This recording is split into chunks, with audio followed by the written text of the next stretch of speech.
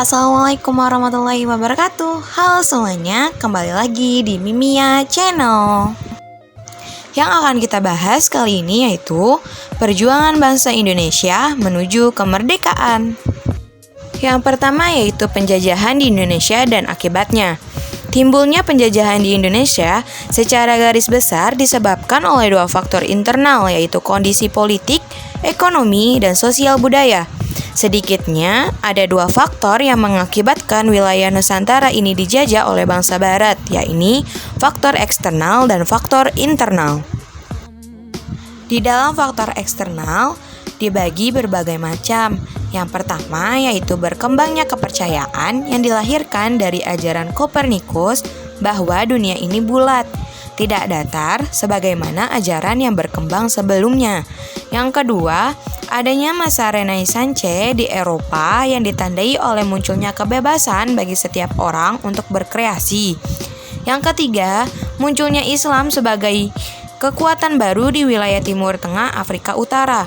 Yang keempat, penjelajahan mereka ke timur dilandasi oleh semangat Reconquista.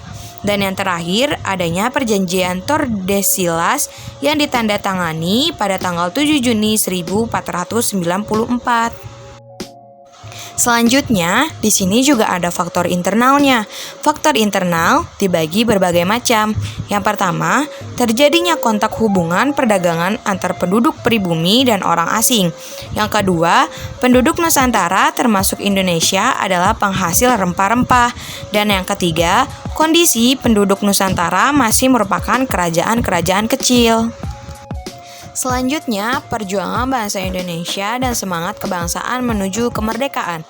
Yang pertama, perjuangan bangsa Indonesia menurut Surjo Miharjo pada tahun 1989, perjuangan bangsa untuk mencapai kemerdekaan di negara-negara Asia yang pernah mengalami proses penjajahan.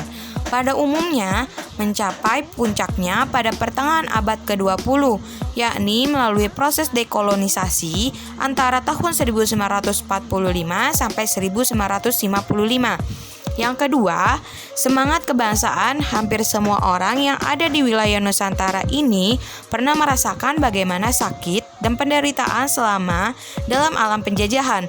Misalnya, pengalaman penderitaan selama diterapkannya peraturan tanam paksa atau kultur Stelsel oleh Van den Bosch pada tahun 1828, seorang gubernur jenderal kepercayaan Ratu Wilhelm I dalam pemerintahan Hindia Belanda. Sistem tanam paksa mewajibkan rakyat menanami sebagian dari sawah atau ladangnya dengan tanaman yang ditentukan oleh pemerintah dan hasilnya diserahkan kepada pemerintah. Adapun pokok-pokok peraturan tanam paksa itu sebagai berikut. Yang pertama, petani diwajibkan menyediakan 1/5 dari tanahnya yang akan ditanami oleh tanaman wajib, yang akan diperdagangkan oleh pemerintah. Tanaman wajib itu berupa taruma atau nila, tebu, tembakau, dan kopi. Yang kedua, hasil tanaman wajib diserahkan kepada pemerintah dengan harga yang telah ditetapkan oleh pemerintah.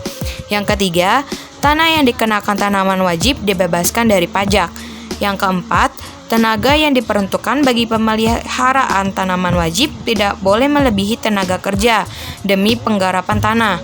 Yang kelima, mereka yang tidak memiliki tanah dikenakan wajib kerja di perkebunan selama 65 hari setahunnya. Dan yang terakhir, kerusakan tanaman wajib di luar kesalahan petani ditanggung oleh pemerintah. Selanjutnya di sini ada tantangan bangsa Indonesia di era reformasi dan pasca reformasi. Era reformasi telah menimbulkan krisis yang bersifat multidimensi. Krisis berawal dari krisis kepercayaan terhadap pemerintah yang dalam pelaksanaan pembangunan oleh Orba yang berkuasa selama 32 tahun telah mengakibatkan terpuruknya kondisi ekonomi nasional hingga kini belum pulih. Buruknya kondisi tersebut ditambah pula dengan perjalanannya era industrialisasi yang menambah kota maupun desa serta efek globalisasi yang kesemuanya telah menimbulkan kompetisi dalam berbagai aspek kehidupan. Secara khusus telah memberikan dampak pada kehidupan perempuan Indonesia yang dapat dinilai sebagai suatu hambatan maupun sebagai suatu peluang. Adanya penurunan kesejahteraan secara nasional telah mendorong wanita untuk berperan serta dalam membantu kesejahteraan keluarga perlu mendapat perhatian dan dukungan yang positif. Pandangan Islam tentang pencegahan dan pentingnya membela dan mempertahankan bangsa dan negara. Membela negara bisa digolongkan sebagai salah satu jihad dalam pengertian yang luas, terlebih ketika hal itu dilakukan dalam rangka membela hak-hak kaum muslimin khususnya dan nilai-nilai kemanusiaan pada umumnya.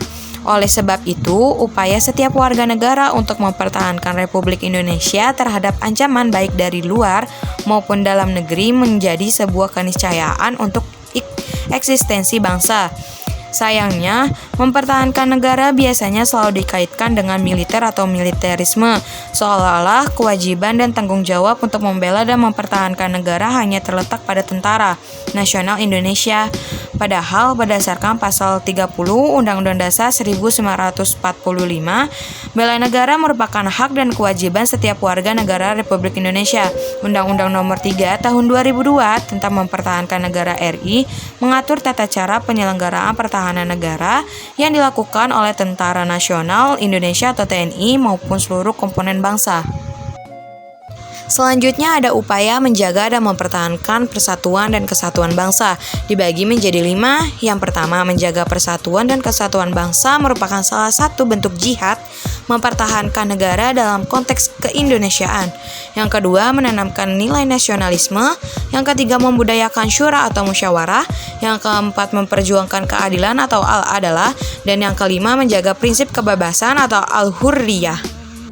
Mungkin sekian yang dapat saya sampaikan, kurang lebihnya mohon maaf dan semoga bermanfaat. Wassalamualaikum warahmatullahi wabarakatuh. Jangan lupa like, subscribe, and comment. Dadah!